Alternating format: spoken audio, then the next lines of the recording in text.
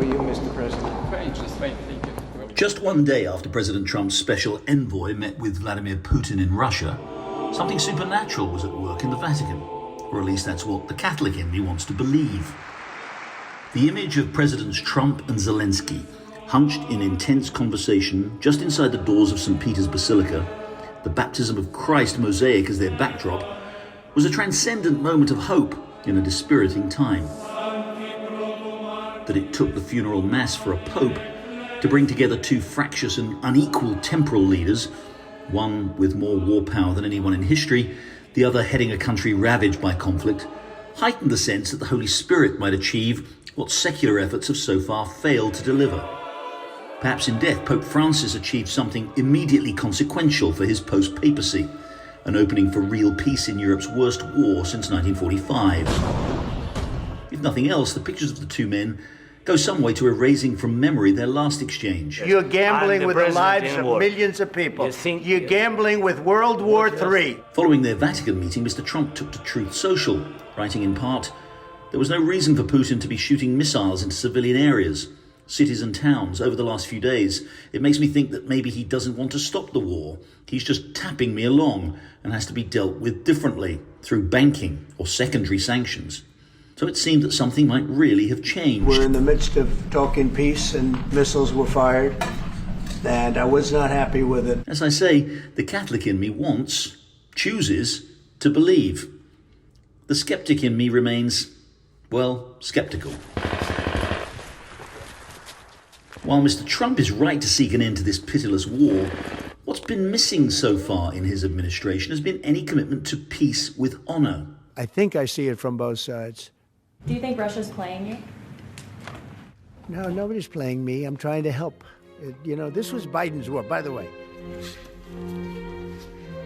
It was 1 year ago that Pope Francis told a Swiss reporter that Ukraine should have, quote, the courage of the white flag and negotiate an end to the conflict.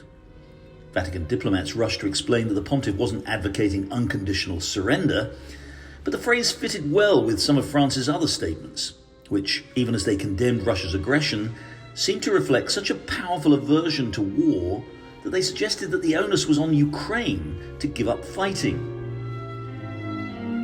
It's this white flag approach that perfectly captures what Mr. Trump has been urging on Ukraine since he returned to office.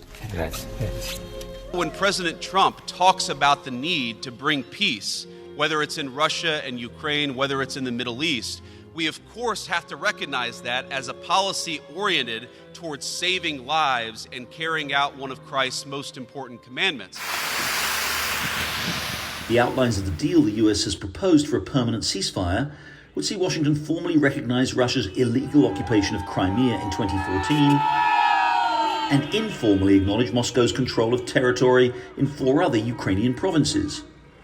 Though Kiev would receive unspecified, quote, security guarantees, it wouldn't be permitted to join the North Atlantic Treaty Organization, and it would sign a minerals deal with the US. We're going to try and get out of war so that we can save 5,000 people a week, and that's what my aim is. I want to save 5,000 young men. They happen to be mostly Ukrainian, Russian. The proposal has the patina of foreign policy realism. No one thinks Ukraine is going to get Crimea back, and freezing in place the current battle line seems the most plausible way to a ceasefire. But it is wrong to cede conquered territory officially, and it is naive folly to think that such a cession wouldn't leave Russia emboldened and ready to conquer more territory in its next campaign. History proved us right. In 1991, these 3 proud countries became independent again. So there is a difference, generally speaking, between legally saying it as part of another country or just acknowledging the fact that somebody has occupied that territory.